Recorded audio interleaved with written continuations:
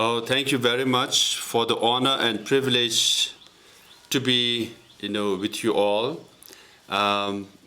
Especially Honorable Shinzo Abe Sensei, Shimomura Sensei, Sakurai Sensei, Nagurai Sensei, and all other members who are there.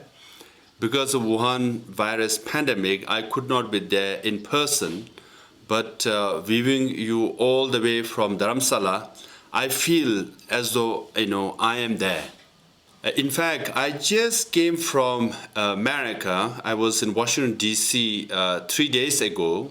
So landed in Delhi last night and flew to Dharamsala so that I could be with you from Dharamsala to say thank you very much for all the support you have rendered to us for this many years. I still remember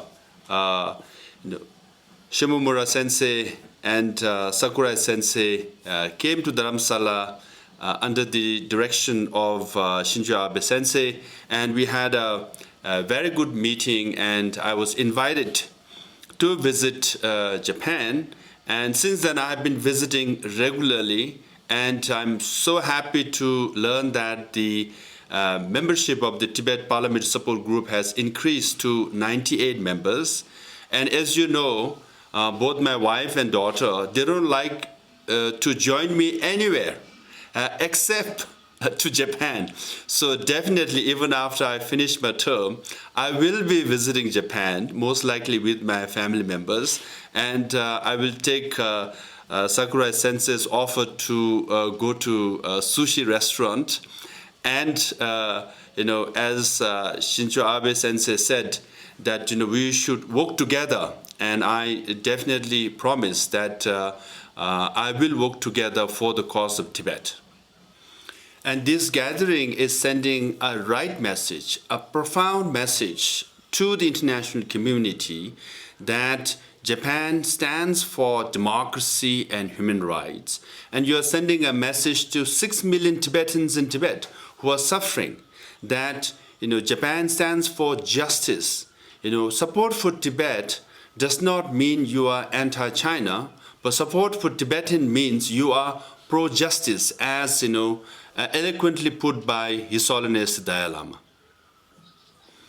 And we appreciate the fact that the Japan is supporting Tibet and Uyghurs and people in Hong Kong and Taiwan, because not just in Asia, Japan has a major role to play in the international community, to stand for democracy, for human rights. These are the values enshrined in Constitution, but also inherent in our civilization. So standing up for democracy, it's a good thing. You're sending a message that democracy is universal and human rights is fundamental. And this value or ideology is in contrast to what Chinese government says about socialism with Chinese characteristic. So the choice before us is not so much whether you support Tibet or not. The choice before the whole world is either you transform China or China will transform you. So either you transform China to make it more democratic, where they respect human rights of the Tibetan people, the Uyghurs, the Mongolians, and the people in Hong Kong and Taiwan, or China will dictate and impose their socialism with Chinese characteristic all over the world, including in Japan, I fear. I won't go through the list of all kinds of human rights violations going on in Tibet, but this year again, Freedom House came out with a report measuring Freedom Index. Again, for 6 years in a row, Freedom House report said that Tibet is the least free region at par with Syria. So for 6 years in a row, the Freedom House says situation in Tibet is as bad or as worse as in Syria. Now that's where all kinds of human rights violation is taking place in Tibet. People have committed self-immolation. People recently they were tortured to death in prison. So monasteries are being demolished. Tibetan language is being discouraged.